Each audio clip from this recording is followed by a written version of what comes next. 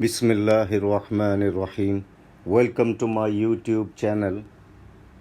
Students, आज हम adjustments क्या है उसके क्लास 2 के साथ आपके पास मौजूद हैं। इसमें हम मज़ीद जो हमने एडजस्टमेंट लास्ट टाइम सीखी थी उससे रिलेटेड कुछ चीज़ें और हम सीखेंगे। अब देखें, लास्ट क्लास में हमने देखा था ये ट्रायल बैलेंस है, ये बैलेंस था। अगर आप पिछली क्लास को अगर आप देखें तो यही सारी इन्फॉर्मेशन थी, ये ट्रायल बैलेंस था। ये तो देखें, ये सारे बैलेंसेस थे। 10,000 रेंट एक्सपेंस, 5,000 ये एडजस्टमेंट से पहले की ट्रायल बैलेंस है। ये पिछली क्लास में हमने देखा था। उसके बाद हमने एडजस्टेड ट्रायल बैलेंस बनाना सीखा था।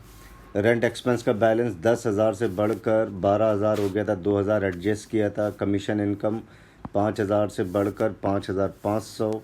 इंश्योरेंस एक्सपेंस 4,000 से घटकर 3,000, 1,000 माइनस होता।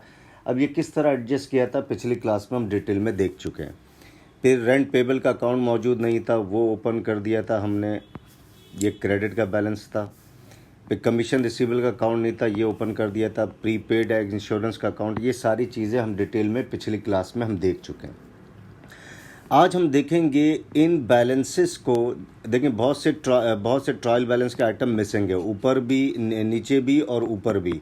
कैश का बैलेंस होगा, बिल्डिंग का बैलेंस, फर्नीचर्स का balance, account receivable, accounts payable, drawing, capital, ये सारे बैलेंसेस यहाँ पर आते हैं, या और सारे कुछ बैलेंसेस ऊपर आते हैं। और ये देखा होगा ट्रायल बैलेंस का टोटल बराबर होता था। तो बहुत से बैलेंसेस को हमने जानबूझकर नज़रअंदाज किया, क्योंकि हमारी इस क्लास का असल मकसद एडजस्टमेंट को सीखना था। और एडजस्टमेंट करने का बेनिफिट क्या है। अब इसका बेनिफिट क्या हुआ कि पहले जो ये बैलेंस था, अब ये इनकम स्टेटमेंट बनाने में और बैलेंस शीट बनाने में इस्तेमाल नहीं होगा। एडजस्टमेंट करने के बाद अब ये बैलेंस इनकम स्टेटमेंट और बैलेंस शीट में लेकर जाएंगे। क्यों? क्योंकि इन बैलेंस में एडजस्टमेंट की गई है, और ये एडजस्टमेंट करने के बाद ये बैलेंस आ गए, कुछ प्लस हो रहे हैं, कुछ माइनस हो रहे हैं। ठीक है। अब इनकम स्टेटमेंट बैलेंस शीट में इन बैलेंस को हम ट्रांसफ़र करके देखेंगे। अब देखिए, ये इनकम स्टेटमेंट में सेल्स कैसे होता है ये सब मालूम है। सेल रिटर्न माइनस होता है, नेट सेल्स आ जाता है। कॉस्ट ऑफ गुड्स सोल्ड में ओपनिंग स्टॉक आप सीख चुके हैं पहले। फिर परचेजेस कैसे आती हैं, परचेज रिटर्न माइनस करते हैं, कैरिज ऑन परचेज ऐड करते हैं। तो ऐड लेस करने के बाद ये आ जाता है cost of goods available for sale. Stock closing minus करते हैं, इसमें से इसको माइनस करते हैं, कॉस्ट ऑफ सेल आ जाता है, इसमें से इसको माइनस करते हैं, तो ये ग्रॉस प्रॉफिट आ जाता है। अब ग्रॉस प्रॉफिट के बाद पिछली क्लास में हमने डायरेक्ट एक्सपेंसेस लेस किया था। देखें, लेस एक्सपेंसेस। अब अगर ग्रॉस प्रॉफिट के बाद कुछ कारोबार के अदर इनकम होती हैं, यानी हर इदारे की मेन सोर्स ऑफ इनकम होती है, कुछ अदर इनकम भी होती है। अदर इनकम को ग्रॉस प्रॉफिट में ऐड करेंगे। अब अदर इनकम क्या है? कमीशन इनकम के नाम से। तो कमीशन इनकम देखें कितना बैलेंस है। कमीशन इनकम का बैलेंस है 5,500। तो 5,500 इधर लिखेंगे, आपका 5,500। तो आपने देखा, एक कमीशन इनकम ग्रॉस, यानी ग्रॉस प्रॉफिट के बाद कोई और चीज़ अगर ऐड हो रही हो तो उसे हम कहते हैं अदर इनकम। तो रेंट रिसीव भी हो सकता है, रेंट इनकम भी हो सकता है, इंटरेस्ट इनकम भी हो सकता है। इधर हमारा है कमीशन इनकम, इसकी एडजस्टमेंट भी हमने देख ली। अब इस यहाँ पर जो जो आइटम्स हैं वो अभी एडजस्टमेंट में नहीं आए हैं। अगर आएंगे तो क्या करेंगे वो हम आगे जाकर देखेंगे। अब उसके बाद एक्सपेंसेस की बारी आती है। ये एक्सपेंस हो गए, तो अब देखें एक्सपेंस कौन कौन से हैं। एक रेंट एक्सपेंस पहले 10,000 था, अब 10,000 से बढ़कर हो गया 12,000। तो आप इधर लिखेंगे 12,000। यानी हमने एडजस्टेड ट्रायल बैलेंस को बेस बनाना है इनकम स्टेटमेंट और बैलेंस शीट बनाते वक्त। इसी तरह एक दूसरा है इंश्योरेंस एक्सपेंस, कितना बैलेंस है पहले इंश्योरेंस एक्सपेंस का बैलेंस था 4,000, अब ये 1,000 और 1,000 माइनस हुआ। अब माइनस होने के बाद बैलेंस कितना रह गया? 3,000। तो आप इधर लिखेंगे 3,000। तो देखें एडजस्टेड ट्रायल बैलेंस को हम फॉलो कर रहे हैं। तो देखें ये एडजस्टेड ट्रायल बैलेंस है, राइट। तो आपने इनकम स्टेटमेंट में सारी एडजस्टमेंट देख ली कि एडजस्टमेंट को कैसे एडजस्ट किया जाएगा, यानी एडजस्टमेंट को कैसे रिकॉर्ड किया जाएगा इनकम स्टेटमेंट में, और किन किन जगहों पे इनको एडजस्ट किया जाता है। तो कमीशन इनकम को ग्रॉस प्रॉफिट के बाद ऐड किया जाएगा, और एक्सपेंसेस जो पुराने थे एडजस्टेड ट्रायल बैलेंस बनाने से पहले उनको कंसीडर नहीं किया जाएगा। एडजस्टमेंट करने के बाद जो एडजस्टेड ट्रायल बैलेंस बनता है उसको एडजस्ट किया जाएगा। अब बैलेंस शीट में देखें कहाँ कहाँ आता है। फिक्स एसेट्स में कोई मसला नहीं है, कोई एडजस्टमेंट नहीं थी, छोड़ दिया। स्टॉक देखें, करंट एसेट में पहले स्टॉक क्लोजिंग लिखते हैं, फिर प्रीपेड के नाम से देखें एक प्रीपेड इंश्योरेंस है। देखें ये 1,000 किस तरह आया, पिछली क्लास में हम देख चुके हैं। तो 1,000 आया तो प्रीपेड एक्सपेंस, प्रीपेड कौन किस नाम से है? प्रीपेड इंश्योरेंस के नाम से। तो प्रीपेड आपने इंश्योरेंस, प्रीपेड इंश्योरेंस लिखना है।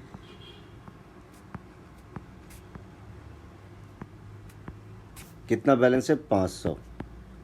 तो देख लें प्रीपेड इंश्योरेंस का बैलेंस कितना है। प्रीपेड इंश्योरेंस का बैलेंस है 1,000 रुपये। प्रीपेड इंश्योरेंस का बैलेंस कितना है? 1,000 है। तो आप 1,000 लिखेंगे। आपने देखा कैसे एडजस्ट हो रहा है इनकम स्टेटमेंट और बैलेंस शीट में, ठीक।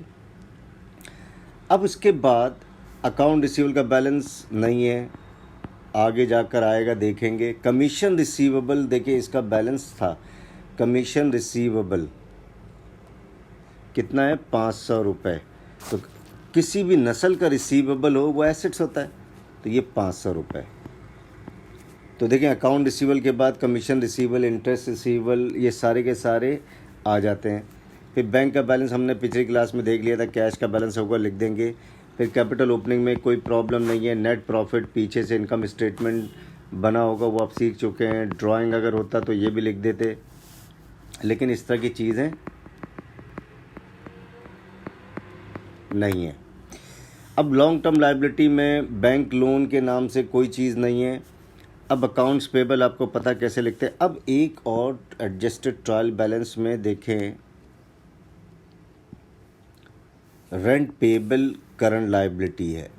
रेंट पेबल का बैलेंस कितना है? 2,000 रुपये। तो रेंट पेबल करंट लायबिलिटी में 2,000 रुपये लिखेंगे। बाकी इन सबों के बारे में आपको पता है, ये फिक्स एसेट को कैसे भरते हैं। तो हमने एडजस्टमेंट को इनकम स्टेटमेंट में कैसे रिकॉर्ड करना है, बैलेंस शीट में कैसे रिकॉर्ड करना है। तो इस क्लास का असल मकसद ये था, एडजस्टमेंट के आइटम्स को इनकम स्टेटमेंट और बैलेंस शीट में कैसे रिकॉर्ड किया जाता है। तो अब उसके बाद एक दो एडजस्टमेंट और देख लेते हैं भाई। एक दो एडजस्टमेंट, जैसे ये फर्दर एडजस्टमेंट है, कुछ और एडजस्टमेंट एक दो देख लेते हैं ताकि और स्ट्रांग हो जाए। ट्रायल बैलेंस दिया हुआ था, ट्रायल बैलेंस में फर्स्ट करें बैंक लोन भी दिया हुआ है। देखें पहले हमने ट्रायल बैलेंस में क्या क्या कंसीडर किया। सिर्फ rent expense, commission income, insurance expense, और भी चीज़ें होती हैं वो आप सीख चुके हैं। फर्स्ट करें ट्रायल बैलेंस में बैंक लोन भी दिया हुआ है 2 लाख, परचेजेस 50,000 दी हुई है, सैलरीज एक्सपेंस 10,000 रुपये दिए हुए। अब नीचे देखा होगा टोटल भी हो जाता था, वो आपको पता है सारी चीज़ें। एडिशनल इन्फॉर्मेशन देखें, एडजस्टमेंट दी हुई है। गुड्स ख़रीदा उधार पर 6,000 रुपये का। No entries had been recorded या made in the accounting books, यानी गुड्स उधार पर ख़रीद लिया, आखिर में पता चला और ये गुड्स भी हमने 6,000 रुपये का ख़रीदा है, लेकिन इसको रिकॉर्ड करना भूल गए। तो एडजस्टमेंट करनी है, रिकॉर्ड करना भूल गए। तो अब करना क्या है, तो अब आपने ये जो परचेज़ है, जो भी अमाउंट होगी परचेज़ की, कितनी है परचेज़ की अमाउंट, देखिए परचेज़ की अमाउंट है 50,000 रुपये। तो आपने 50,000 रुपये जो भी परचेजेस थी, देखिए तो परचेज़ की भी एडजस्टमेंट आ सकती है। अब इसमें क्या किया आपने, रिकॉर्ड नहीं किया 6,000 रुपये, no entries had been recorded, तो 6,000 आपने इसके अंदर ऐड करके 56,000 इधर लेकर जाना है परचेज़ की अमाउंट। अब जब पे उधार पे ख़रीदा है, तो उधार पे ख़रीदा है तो बैलेंस शीट में अकाउंट्स पेबल का बैलेंस जो भी पुराना था, जो भी कोई ना कोई पुराना बैलेंस होगा ट्रायल बैलेंस में, उसमें 6,000 ऐड मारना है और ऐड करके इधर अमाउंट लिखना है। तो देखें ये एडजस्टमेंट हो गई। अब दूसरी, no interest has been charge during month of January 2020, कोई इंटरेस्ट चार्ज नहीं किया गया। अब सही बात है, लोन लिया है आपने 2 लाख रुपए। देखें अब करना क्या है, इसके एडजस्टमेंट पहले तो कैलकुलेशन करेंगे। 2 लाख पर लोन लिया तो ये 5% आपने लिया तो ये आ गया 10,000 रुपये। कितना? 10,000 रुपये। ये पर ईयर आया है, ये क्या आया? Per year, right students? तो पर ईयर आया 10,000, लेकिन जनवरी के महीने का करना है तो 10,000 को, ये 1 साल का है तो 12 से डिवाइड करेंगे, क्योंकि साल में 12 महीने होते हैं, तो 1 महीने का आ गया, आप करेंगे तो 833 रुपये। कह रहा 833 रुपये इंटरेस्ट चार्ज नहीं किया। जाहिर बात है, लोन लेंगे तो लोन पर इंटरेस्ट तो देना है, और इंटरेस्ट का देना बिजनेस के लिए एक्सपेंस है।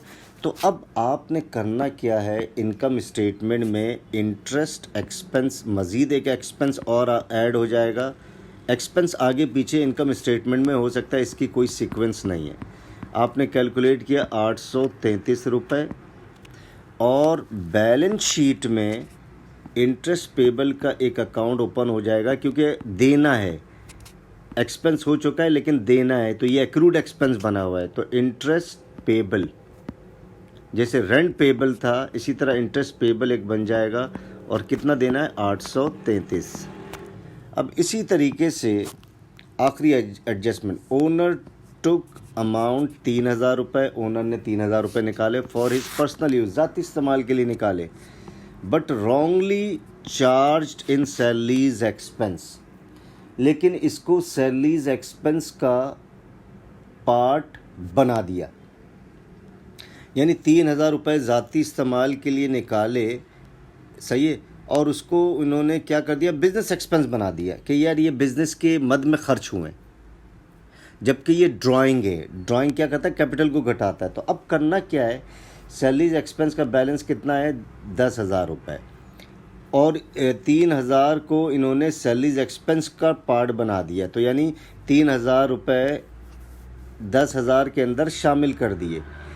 तो अब आपने करना क्या है, अब एक सैलरीज एक्सपेंस का अकाउंट आप ओपन करेंगे। देखें एक नया एक्सपेंस है, सैलरीज एक्सपेंस का अकाउंट ओपन करेंगे। था 10,000 लिखा हुआ था, और 3,000 की पर्सनल, देखें 3,000 का इन्होंने पर्सनल यूज़ के लिए पैसे निकाले, और इसको चार्ज किस में कर दिया? Salaries expense. यानी सैलरीज एक्सपेंस का बैलेंस रियल में होना चाहिए था 7,000, लेकिन 3,000 और ऐड उसको बिजनेस एक्सपेंस बना दिया इन्होंने, तो 10,000 कर दिया। तो आपने एडजस्टमेंट में क्या करना है,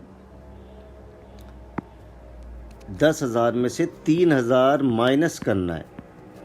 10,000 में से 3,000 माइनस करना, सही मानों में सैलरीज एक्सपेंस 7,000 है, तो आपने उसको 3,000 को सैलरीज एक्सपेंस में चार्ज कर दिया। देखें क्लियरली लिखा हुआ है, 3,000 रुपये को सैलरीज एक्सपेंस में चार्ज कर दिया। देखें चार्ज किया सैलरीज एक्सपेंस में, यानी बिजनेस एक्सपेंस का पार्ट बना दिया, जबकि नहीं बनना चाहिए था।